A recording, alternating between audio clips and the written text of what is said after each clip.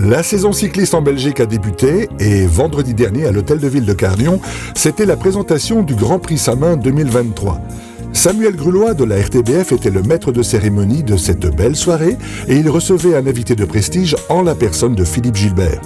Le champion belge a échangé avec le public sur sa carrière professionnelle et pour les amis de Paris-Roubaix, c'était une belle opportunité pour revenir sur sa victoire dans l'arène des classiques en 2019.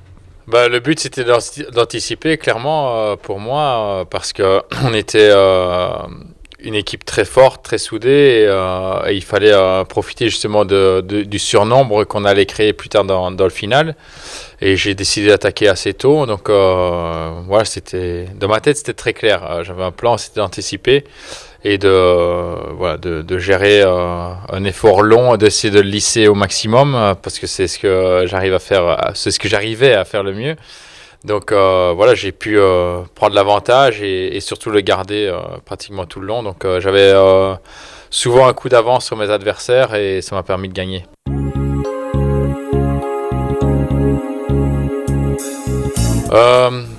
J'ai jamais trop douté de mes chances de victoire à partir du moment où on était à 6 ou 7 parce que je me sentais fort par rapport aux autres. Donc voilà, je me testais pas mais je sentais dans mes relais que j'étais très à l'aise par rapport à eux.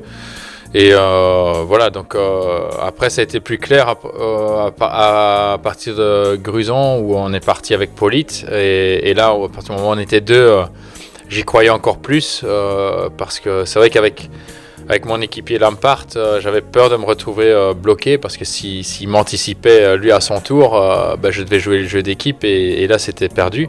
Donc je voulais absolument pas me retrouver dans cette situation, donc je voulais toujours anticiper. C'était vraiment mon mot du jour, l'anticipation, afin de rester dans une position idéale. C'est spécial parce que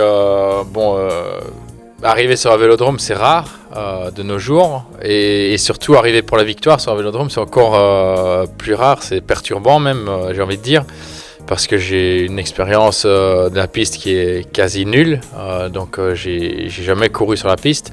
Je fais quelques tours d'entraînement ou plutôt de tests de position, des choses comme ça, mais pas vraiment, enfin aucune course.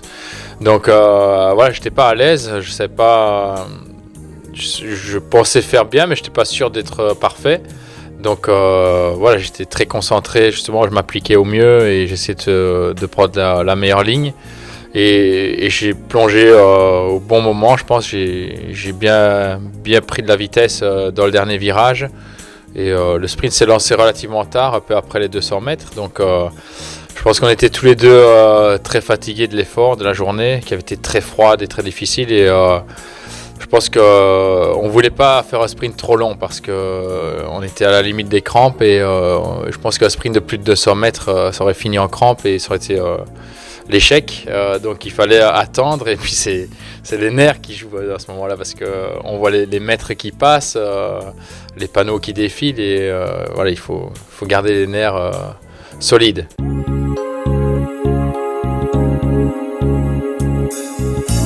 Ça a donné une dimension supérieure parce que Paris-Roubaix ça reste une classique très importante qui est quand même la classique la plus suivie aux États-Unis par exemple, c'est la classique, ils connaissent pas ni Liège-Bastogne-Liège ni le Tour des Flandres mais ils connaissent Paris-Roubaix.